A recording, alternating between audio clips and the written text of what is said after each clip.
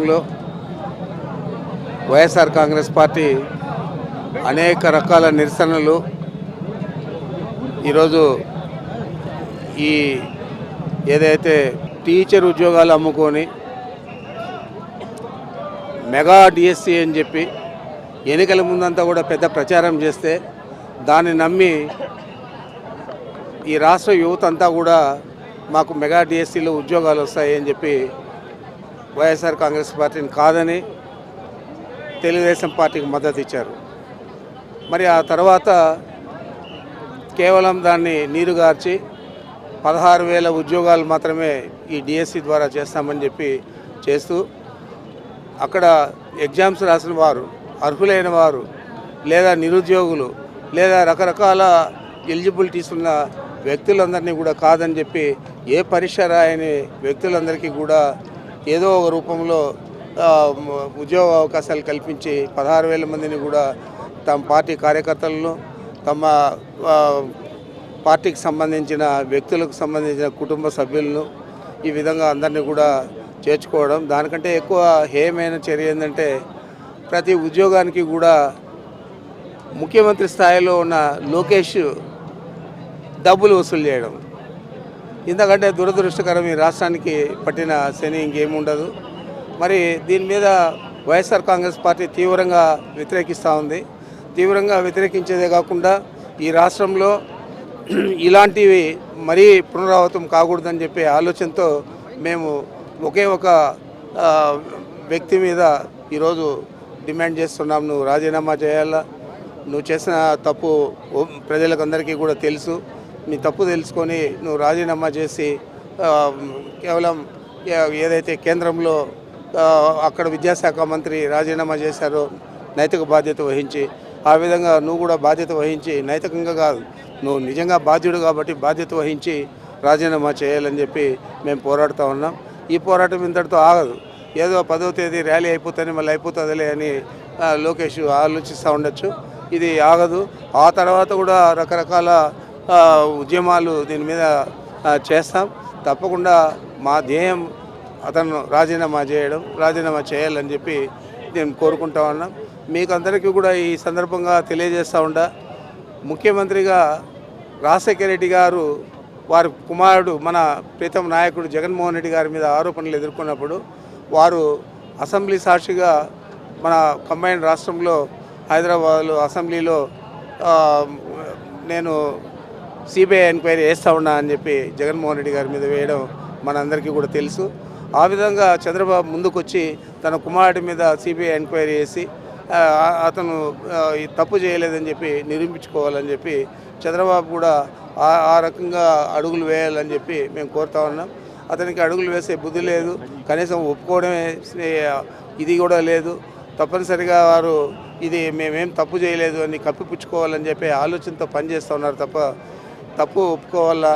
కేంద్రంలో ఏదైతే నైతిక బాధ్యత వహించి కేంద్ర ప్రభుత్వం తన మంత్రి పదవి నుంచి మంత్రిని విద్యాశాఖ మంత్రిని తొలగించిందో ఆ విధంగానే ఇక్కడ కూడా చంద్రబాబు నాయుడు ముందుకొచ్చి తన కుమారుని విద్యాశాఖ నుంచి కాకుండా మంత్రి పదవి నుంచి తొలగించాలని చెప్పి మేము డిమాండ్ చేస్తూ ఉన్నాం. ఇది ఆరంభం మాత్రమే, అంతం కాదు, ఆరంభం మాత్రమే అని చెప్పి తెలియజేస్తూ ఉన్నాం. వాడి వికృత చేష్టలను మేము తీవ్రంగా ఖండిస్తూ ఉన్నాం.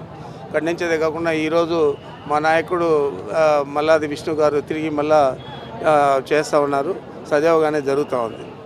జగన్ పర్యటనలో ఆయన భద్రత మీద నిన్నటి రోజు మా ఎంపీలందరూ కూడా అమిత్ షా గారిని సెంట్రల్ హోమ్ మినిస్టర్ను కలవడం జరిగింది.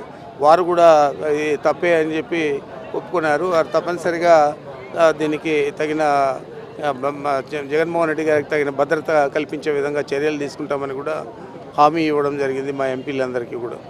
నిరాహార దీక్ష శిబిరానికి ముఖ్య అతిథిగా విచ్చేసిన మా ప్రియతమానమైనటువంటి ప్రెసిడెంట్ రామచంద్రారెడ్డి గారు, ఇక్కడ నిరాహార దీక్ష చేస్తున్నటువంటి యువకులందరినీ కూడా పేరు పేరున వైఎస్ఆర్ కాంగ్రెస్ పార్టీ తరఫున అభినందిస్తున్నా. ఈ ముఖ్యమంత్రి అరాచక పాలనలో చేస్తున్నటువంటి దౌర్జన్యాలు, దోపిడీలు, నేరాలు ఒక్క యువకుని కూడా సరైనటువంటి మార్గంలో నడిపించనివ్వకుండా వాళ్ళనందరినీ కూడా సంఘ వ్యతిరేక శక్తులుగా తీర్చిదిద్దేటట్టుగా రాష్ట్రమంతా కూడా గూండాగిరి రాజ్యంగా రెడ్ బుక్ రాజ్యాంగం పేరుతో ఆయన కుమారుడు లోకేష్ పెద్ద ఎత్తున అరాచకాలు చేస్తున్న సంగతి మీకు అందరికీ కూడా తెలుసు. ఈ రోజున యువత అంతా కూడా సరైనటువంటి మార్గంలో పయనించాలంటే మనం జగన్మోహన్ రెడ్డి గారి నాయకత్వంలో పనిచేయాలా. ఆయన నాయకత్వంలో అయితేనే మనం ఎంతకైనా కూడా పోరాట పటిమ నేర్చుకోగలం. జగన్మోహన్ రెడ్డి గారిని చంద్రబాబు నాయుడు 11 సీట్లకు పరిమితి చేశాను, ఇక పార్టీ అంతా కూడా అయిపోయింది అని చెప్పినాడు చంద్రబాబు నాయుడు. కానీ మా నాయకుడు జగన్మోహన్ రెడ్డి గారు మొదటి నెలలోనే మొత్తం రాష్ట్రంలో ఉన్న పార్టీ యంత్రాంగాన్ని అంతా కూడా ఈ ప్రజా వ్యతిరేక కార్యక్రమాలకు, చంద్రబాబు చేస్తున్నటువంటి దుర్మార్గాలకు ప్రజల తరపున నిలబడాల్సినటువంటి పోరాట యోధుల్ని తయారు చేసినటువంటి ఘనత వైఎస్ జగన్మోహన్ రెడ్డి గారిది. ఈ రాష్ట్రంలో ఎక్కడ ఒక రైతుకు సమస్య వచ్చినా, ఒక కార్మికునికి సమస్య వచ్చినా, మాది మామిడి రైతైనా, పొగాకు రైతైనా, పత్తి రైతైనా, ఆర్టీసీ కార్మికుడైనా, విద్యార్థి అయినా, యువకుడైనా, ఎవరైనా సరే వాళ్లకు ఎక్కడ అన్యాయం జరిగినా నేనున్నా, నా వెనుక ఉన్న లక్షలాది మంది వైఎస్ఆర్ పార్టీ నాయకులు, కార్యకర్తలు అందరూ కూడా మీకు అండగా ఉంటారు అని ఈ 2.5 సంవత్సర కాలంలో మీకందరికీ కూడా తెలుసును. జగన్మోహన్ రెడ్డి గారు ఎంత గొప్పగా పోరాటాలు నడుపుతున్నారు. ఈ రోజున 16,000 టీచర్ ఉద్యోగాలను అత్యంత నీచంగా ఒక్కొక్క ఉద్యోగాన్ని 25-30 లక్షలకు అమ్మేసిన ముఖ్యమంత్రి తనయుడు లోకేష్ అవినీతిని జగన్మోహన్ రెడ్డి గారు పత్రికా సమావేశంలో ఉదాహరణలు వేసి మరీ చూపించి ఇది వీళ్ళ దోపిడీ, మరీ ముఖ్యంగా దొంగ సర్టిఫికెట్లు సృష్టించి ఒక్క క్రీడ కూడా ఆడినటువంటి వాళ్లకు క్రీడా కోటాలో ఉద్యోగాలు ఇచ్చారు, 400 చిల్లర ఉద్యోగాలని.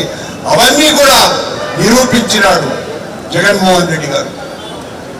కేంద్రంలో నీట్ ఎగ్జామ్ లీక్ అయినందుకు ఈ దేశంలో ఉన్న కోట్లాది మంది యువకులంతా కూడా రోడ్ల మీదకి వచ్చి కేంద్ర విద్యాశాఖ మంత్రి ధర్మేంద్ర ప్రధాన్ రాజీనామా చేసేంత వరకు ప్రాణాలకు ఎదురెడ్డి పోరాడినారు. చివరకు ప్రధాన్ రాజీనామా చేసినాడు. కానీ ఆంధ్ర రాష్ట్రంలో తప్పు మాత్రమే జరగల, నేరం జరిగింది, అవినీతి జరిగింది.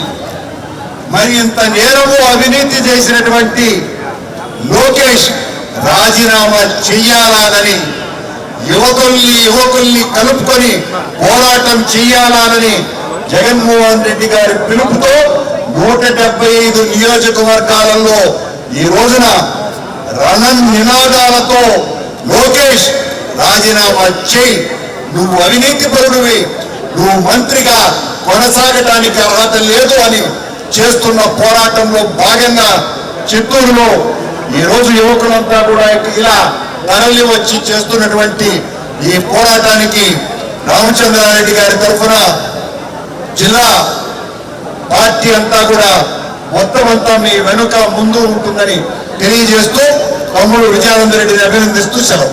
ఈరోజు మా నాయకులు మాజీ ముఖ్యమంత్రి వర్యులు వైఎస్ జగన్మోహన్ రెడ్డి గారి ఆదేశాల మేరకు యువకులు విద్యార్థుల ఆధ్వర్యంలో డిఎస్సిలో జరిగినటువంటి అక్రమాల మీద నిరాహార దీక్ష కార్యక్రమం 2వ రోజుకు చేరింది. ఈ 2వ రోజులో భాగంగా జిల్లా పెద్దలు గౌరవనీయులు రీజనల్ కోఆర్డినేటర్ పెద్దిరెడ్డి రామచంద్రారెడ్డి గారు, అదేవిధంగా కరుణాకర్ రెడ్డి గారు, వీళ్ళందరూ కూడా ఇక్కడ నిరాహార దీక్షలో ఉన్నటువంటి యువకులందరికీ సంఘీభావం తెలియజేయడానికి కూడా ఇచ్చేశారు. మనం చూస్తే ప్రజలలో ఏ విధంగా చైతన్యం ఉంది, యువకులు ఏ విధంగా ఉత్సాహంగా ఈ దీక్షా కార్యక్రమాన్ని ముందుకు తీసుకుంటున్నారంటే లోకేష్ నాయుడు రాజీనామా చేసేంత వరకు ఎంత దూరానికైనా వెళ్ళడానికి యువకులు సిద్ధంగా ఉన్నారు అనడానికి ఇది ఒక ఉదాహరణ. ఎందుకంటే పేదలకు దక్కాల్సినటువంటి ఉద్యోగాలని కోటీశ్వర్లకు 20 లక్షలు 30 లక్షలు అమ్ముకొని ఈరోజు పేదలను నట్టేట ముంచిన లోకేష్ నాయుడు వెంటనే నైతిక బాధ్యత తీసుకుని రాజీనామా చేయాలి. లేని పక్షంలో ఈ ఉద్యమం ఇంతటితో ఆగదు. రాబోయే రోజుల్లో ఇంకా తీవ్రతరం చేసి లోకేష్ నాయుడిని రాజీనామా చేసేంత వరకు కూడా ఉపేక్షించేది లేదని మీ ద్వారా నేను తెలియజేసుకుంటున్నాను.